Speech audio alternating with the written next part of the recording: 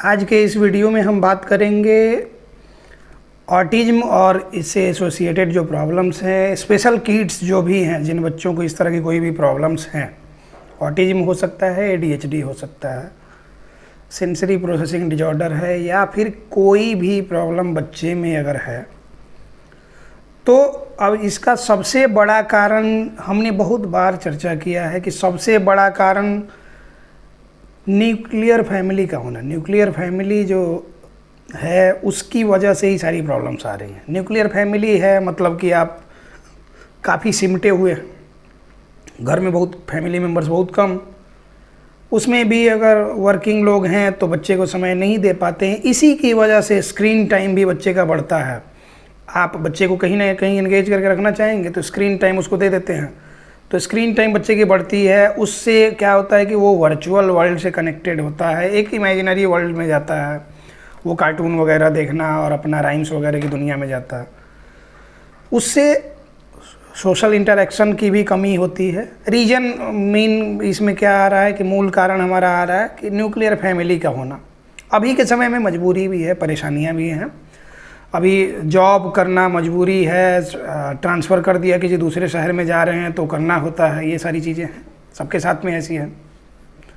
अब जब ऐसी समस्याएं सबके साथ में हैं तो इस तरह की प्रॉब्लम्स धीरे धीरे लोगों में, बच्चों में दिख रही हैं। लगभग अभी कुछ समय के बाद तो हर घर में ऐसी प्रॉब्लम होने वाली है जिनके घर में न्यूक्लियर, जिनकी फैमिली न्यूक्लियर है, जिनके घर में काफ़ी कम लोग हैं जो बच्चे के साथ समय दे पाएँ। बच्चों को बच्चों के साथ भी नहीं भेजा जाता है, उसकी वजह से भी प्रॉब्लम होती है, सोशल कम्युनिकेशन इंटरेक्शन की प्रॉब्लम। ये तो हो गई प्रॉब्लम की बात। सॉल्यूशन के लिए वही कि प्रॉपर पेरेंटिंग तो सबसे पहले आता है कि पेरेंटिंग तो प्रॉपरली आपको करना होगा।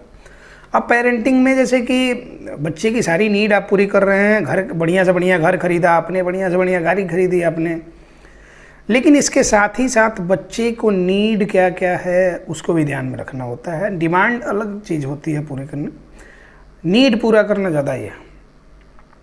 अब नीड में यही है कि बच्चे को थोड़ा सोशल करें, सोशलाइज करें, उसको पब्लिक अपीयरेंस कराएं, बच्चे का सोशल इंटरेक्शन कराएं। बच्चे के साथ घर में जो हैं, माता पिता हैं, बड़े बुजुर्ग कोई भी हैं, तो बच्चे के साथ थोड़ा समय दें। ये नहीं कि जो आपके ऑफिस या काम से समय मिला तो आप अलग अपना मोबाइल और अपनी दुनिया में लगे रहें और बच्चे को भी मोबाइल वगैरह दुनिया में लगाए रहें, तो वो सारी चीज़ें नहीं करनी होती।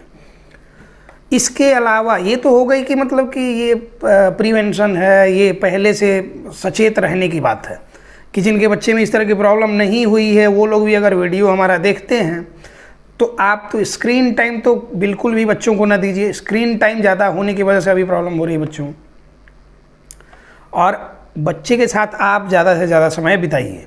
इसकी वजह से बच्चे में प्रॉब्लम नहीं होगी। नहीं तो अभी जैसा मैंने बताया कि संभावित कारण यही होते हैं, आगे चल के आपके भी बच्चे में प्रॉब्लम हो सकती है। अब तो ये बात हो गई इनके लिए जिनके बच्चे में ऑलरेडी प्रॉब्लम हो गई है, तो उसमें पैनिक होने की ज़रूरत नहीं है। आपकी कोई गलती नहीं है। ये जितने कारण हमने बताए ये आप सब पे लागू होता है, लेकिन फिर भी आपने अनजाने में किया तो कोई प्रॉब्लम नहीं है। पैनिक हो के कोई फ़ायदा नहीं है, परेशान हो के, टेंशन लेके, स्ट्रेस लेके भी कोई फ़ायदा नहीं है।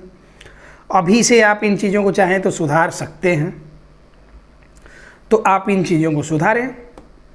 अब सुधारें, जब सुधारेंगे कैसे? जब स्थिर दिमाग से बैठ के आप सोचेंगे कि बच्चे को एग्जैक्टली प्रॉब्लम कैसी है और इसमें क्या क्या किया जा सकता है। जब आप बैठ के बच्चे को देखना शुरू करेंगे, उसको समझना शुरू करेंगे, अपने आप बहुत सारी चीज़ें आपके सामने आते जाएंगी कि बच्चे में ये नीड है, ये नीड है, ये नीड है, ये नीड है करके। अभी हम 3-4 समस्याएं बच्चों की बताएंगे जो कॉमन सारे बच्चों में मिलती हैं और उनका क्या सॉल्यूशन आप कर सकते हैं, ये भी हम अपने एक्सपर्टीज़ के, एक्सपीरियंस के आधार पे बताएंगे। ये चीज़ें कहीं हमारे सिलेबस में, हमारे थ्योरी में, हमारे क्लास रूम में नहीं पढ़ाई जाती थी कॉलेज में। ये प्रैक्टिकल में जब आप आएंगे, बच्चों को देखेंगे, उनके हिसाब से आप बच्चे बनते जाएंगे, उनको डील करने का तरीका आपको आते जाएगा कैसे कैसे डील करें। देखिए, बच्चे इस तरह के जो भी होते हैं उनमें रिपीटिटिव बिहेवियर होता है, बार बार एक ही चीज़ को रिपीट करते रहना। क्यों होता है? क्योंकि उन बच्चों के पास क्या है ना कि एक्सपोजर ही कम मिला, उनको दुनिया का एक्सपोजर बहुत कम मिला है। तो एक्सपोजर कम मिला है तो कम चीज़ों के बारे में जानते हैं। अब जब आप कम चीज़ों के बारे में जानेंगे तो फिर उतनी ही चीज़ों में आप घूमते रहेंगे। बहुत सारे आपको पॉलिटिशियन मिल जाएंगे जिनके पास 4-5 टॉपिक से ज़्यादा कुछ है नहीं, तो कभी भी मीडिया वाले कुछ पूछेंगे तो बस उतने ही में जवाब देंगे। उसके अलावा कुछ पूछा तो किसी दूसरे का एजेंट बता देंगे। ऐसे ही मतलब आपको रियल लाइफ में बहुत सारे एग्जाम्पल्स मिल जाएंगे कि जितना जानता है उतना ही वो ये करेगा ना, उसी में घूमते फिरते रहेगा, उसी को लगेगा कि इतनी ही में दुनिया है मेरी। बच्चे का भी है कि एक तो उसको वर्ड्स की कमी है, वो सारी चीज़ों को जानता नहीं है, इसलिए बार बार वही सब बातें रिपीट करते रहते हैं, रिपीटिटिव एक्टिविटीज़ करते रहते हैं। जैसे कि मैंने बताया था पिछले वीडियो में एक कि जैसे बचपन में खिलौना वाला फ़ोन रहता, 3-4 गाने फीड रहते थे, बार बार वही बजाइए तो वही बजाइए, क्योंकि उसमें उतना ही है। वैसे ही रिपीटिटिव बिहेवियर बच्चों में होता है, क्योंकि उनको एक्सपोजर ही ज़्यादा नहीं मिला, दुनिया का बाहर का एक्सपोजर नहीं मिला, घर की चीज़ों को जानते हैं, उतने ही में वो रहते हैं। वो एक कंफर्ट जोन बना लेते हैं कि और देख लेते हैं कि सेफ़ जोन क्या है, मदर के पास ज़्यादा सेफ फील कर रहे हैं, बस ठीक है। स्ट्रेंजर कोई आया भाग गए, उनसे इंटरेक्ट नहीं कर पा रहे, उनसे बातचीत नहीं कर पा रहे, उनके सामने नहीं आ पा रहे। तो इस तरह का बिहेवियर बच्चे में है, परेशानी वाली बात भी है। तो इसको अगर आपको सॉल्व करना है तो आप सोशल इंटरेक्शन बच्चे का बढ़ाइए, नॉन वर्बल कम्युनिकेशन पे काम कीजिए, मतलब कि चीज़ों को पहचानने, ज़्यादा से ज़्यादा चीज़ें पहचानेगा। 4 से 5 हज़ार अगर वर्ड्स बच्चे के पास हैं तो एक मीनिंगफुल स्पीच बच्चे की आ जाती है। अब जब बच्चे में के पास वर्ड्स ही नहीं है, उसको पता ही नहीं है कि हमारे सराउंडिंग में ये क्या क्या चीज़ें रखी हुई हैं, वो बस ऐसे ही कुछ कुछ देख के ये कर लिया तो कर लिया, नहीं तो उसको नहीं समझ आ रहा कि क्या क्या है, तो वो नहीं ये कर पाएगा, एक्सप्रेस नहीं कर पाएगा, अपनी भाषा में नहीं ये कर पाएगा। तो ये प्रॉब्लम है बच्चे की। तो इसके लिए बस वही आपको सोशल इंटरेक्शन बच्चे का बढ़ाना, बच्चे को बच्चे लोगों के बीच में लेके जाना, पार्क में लेके जाना, मॉल में लेके जाना, इन सब जगहों में जितना वो जाएगा उसका बचपन उसको फिर से मिलेगा, तो धीरे धीरे ये सारी चीज़ें वो सीख जाएगा, रिपीटिटिव बिहेवियर उसके काफ़ी कम हो जाएंगे। दूसरी प्रॉब्लम ये होती है कि इरिटेशन का नेचर, बच्चों में इरिटेशन का नेचर मतलब कि चिड़चिड़ापन बहुत होता है, मूड स्विंग इनका बहुत होता है। इस तरह के बच्चों का थोड़ी थोड़ी बात में इरिटेट हो जाते हैं, अननेसेसरी ये रोते चिल्लाते रहते हैं। तो अगर बच्चा अननेसेसरी रो रहा है, अननेसेसरी चिल्ला रहा है, एट ए टाइम आपको नहीं समझ में आ रहा है कि कैसे इसको मैनेज करें, तो हमने कई बारी बच्चों को देखा है कि बच्चे आए हैं क्लिनिक में, वो चिल्ला रहे हैं, ये कर रहे हैं, अननेसेसरी सेंसरी इश्यूज में होते हैं कि वो ऑटोमेटिक जनरेटेड कुछ ऐसे ये आ जाते हैं, ट्रिगर फैक्टर्स कहाँ नहीं समझ में आएगा किसकी वजह से, किस वजह से वो इस तरह इरिटेट हो गया, बच्चा चिल्लाना शुरू करेगा। जब बच्चा चिल्लाना शुरू करता है अननेसेसरी, कितना भी मना करें चुप नहीं होता है, बस आप हल्का सा क्या करें, ऐसे उसका कान ढक दे लेकर, हल्के से हाथ से उसका कान ढकेंगे, वो जो बात बोल रहा है, वो जो चिल्ला रहा है, उसके ही कान तक बात नहीं पहुंचेगी। अब वो चूँकि चिल्ला रहा है, ज़्यादातर बच्चों में ऑडिटरी स्टिमिंग वगैरह होती है, वर्बल स्टिमिंग तो होता ही होता है, ऑडिटरी स्टिमिंग भी, किसी भी साउंड से इरिटेट होगा, अपने साउंड से भी खुद भी इरिटेट हो रहा है बच्चा, तो बस उसका हल्का सा कान आप आके ऐसे ढकिए। अब जो बात वो बोल रहा था उसकी बात खुद ही उसको नहीं सुनाई दे रही है, जो चिल्ला रहा था वो उसको खुद ही नहीं सुनाई दे रहा, वो सडन से शॉक वाले ये में आ जाएगा कि ऐसा हुआ क्या, कि मतलब कि कुछ भी, उसको एकदम न्यूट्रल सा ये हो जाएगा। देखिए कुछ सेकंड के अंदर ही बच्चा बिल्कुल ही चिल्लाना बंद कर देगा, वो चिल्लाएगा ही नहीं, चुप हो जाएगा। तो ये कैसे ये हुआ, ये कहीं से आपको नहीं मिलेगा, ये प्रैक्टिकली करते करते समझ में आएगा, अच्छा ऐसे कर सकते हैं, तो जैसे किया गया। तो ये अपना लॉजिक, अपना दिमाग लगाना, इस तरह की बहुत सारी चीज़ें अगर बच्चे पे आप ध्यान देते हैं तो आप खुद भी कर सकते हैं। तो ये हो गया कि अगर इरिटेट कर रहा है, चिल्ला रहा है, उस टाइम एट ए टाइम नहीं समझ में आ रहा क्या करें, तो ये आप कर सकते हैं। इसके अलावा कुछ बच्चे क्या करते हैं कि वो स्क्रैचिंग करते रहते हैं, पिंचिंग करेंगे, स्क्रैचिंग करेंगे, सेल्फ हिटिंग भी ऐसे करते रहते हैं, अपने आप को मारते रहते हैं, कुछ भी अगर ये कर रहा है, काम नहीं कर पाया, ऐसे अपने को मार लिया। तो ये सब चीज़ें अगर बच्चा कर रहा है तो उसमें टैक्टाइल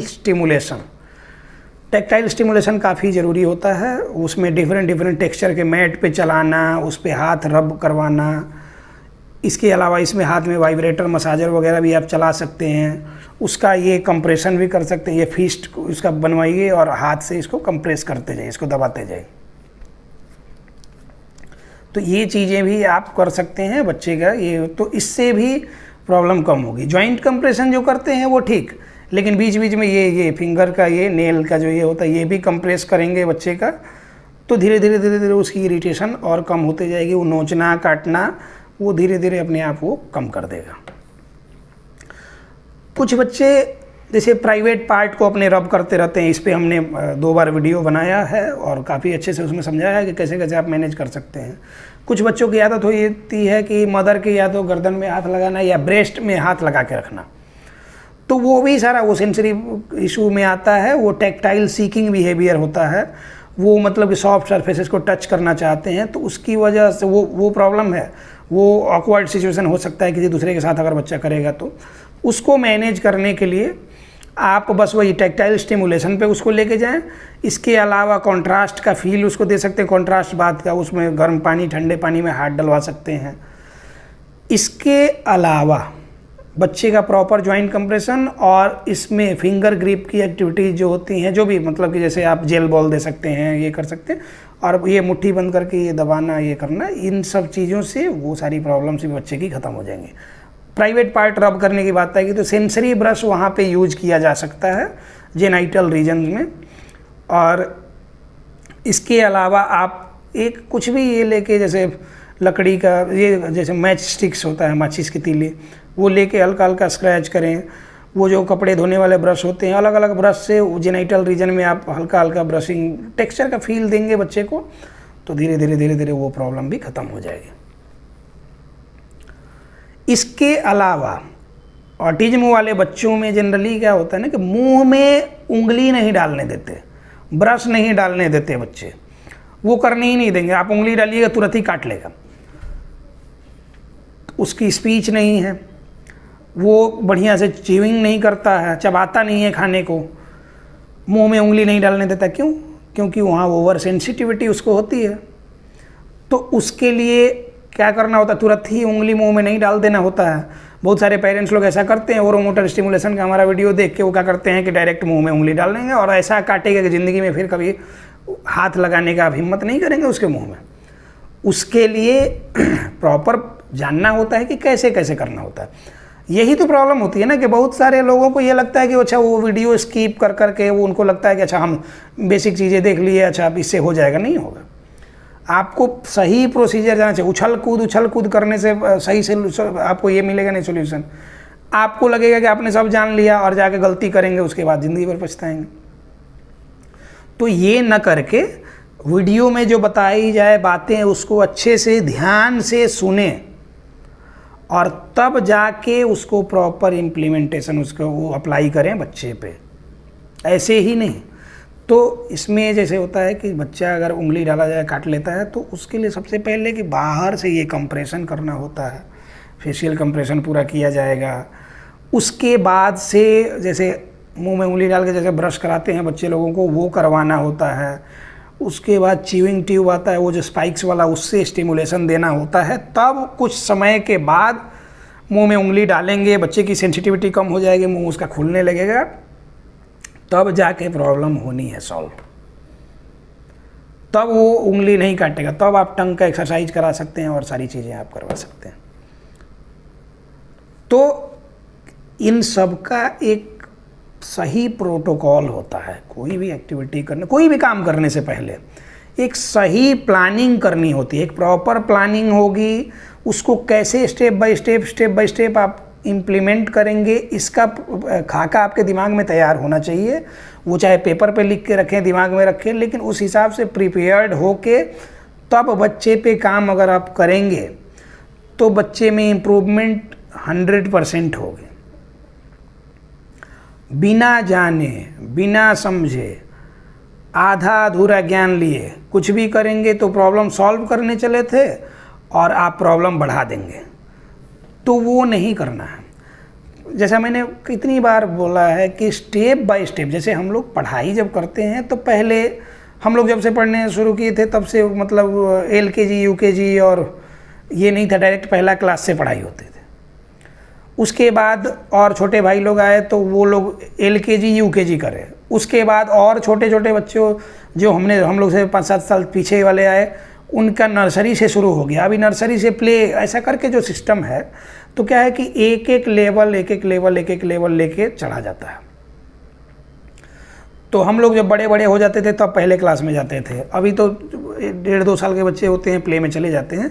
तो वो भी क्या करा जाता है ना, क्योंकि पेरेंट्स के पास टाइम नहीं है और वो ये सारी चीज़ें मैनेज नहीं करते, इसलिए डाल दिया जाता है कि जाओ वहाँ उठना बैठना सीखेगा।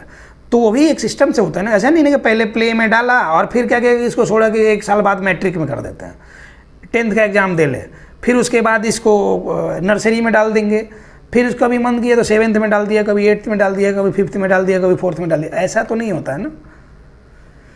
ये क्षमता, बौद्धिक क्षमता विकसित करने के लिए स्टेप बाय स्टेप ही जाया जा सकता है। तो क्या है कि जैसे अभी नर्सरी में गया, फिर से LKG में गया, UKG में गया, 1 में गया, 2 में गया, 3 में गया, स्टेप बाय स्टेप चढ़ना होता है।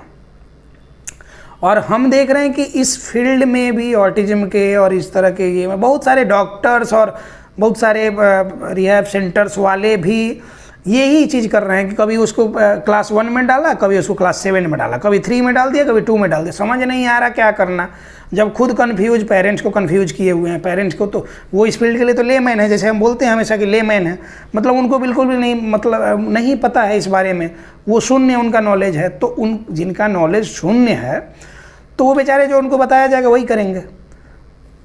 तो तुम जो एक्सपर्ट बने हुए हो तो तुम तो कम से कम उसको ये करके रखो कि कैसे स्टेप बाय स्टेप ये करना होता है। एग्जाम्पल के तौर पे 2-2.5 साल के बच्चे, अभी 2 साल का बच्चा, उसके पेरेंट्स को कुछ डाउट लगता है कि हाँ इसमें कुछ प्रॉब्लम हुई होगी, तो ठीक है, डाउट हुआ तो अच्छी बात है, अलर्ट होना चाहिए। किन के पास लेके जाना है वो आपको समझ में आ जाएगा। अभी तो इतना सोशल मीडिया का ज़माना है, आप सर्च कर लेते हैं, आपको पता चल जाता है कि न्यूरोपेडिट्रिशियन के पास लेके जाना है। 2 साल का बच्चा है, मतलब स्पीच डिले अगर लग रहा है तो 2.5 साल की एज तक भी वेट किया जाता है। हालांकि पहले ऐसा होता था कि थोड़ा लेट से बोला है, इसके पापा लेट से बोला है, ये भी लेट से बोलेगा, ऐसा गांव में पुराने लोग कहते हैं कि इसके घर में सब लेट से बोलते थे, ये भी बोलेगा। तो वो होता था कब कि जब ज्वाइंट फैमिली, ज्वाइंट समाज होता था हमारा, तब वो चीज़ें होती थी। अगर बच्चे में अभी डिले लग रही है आपको किसी भी तरह की, तो आपको तुरंत लेके जाना चाहिए।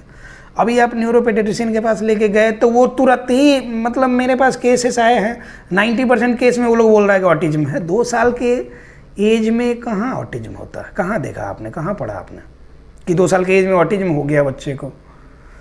उसमें डेवलपमेंटल डिले हो सकते हैं, उसमें कुछ उसके सिम्टम्स आ सकते हैं, 1-2 सिम्टम्स आ सकते हैं, सेंसरी प्रोसेसिंग की प्रॉब्लम हो सकती है।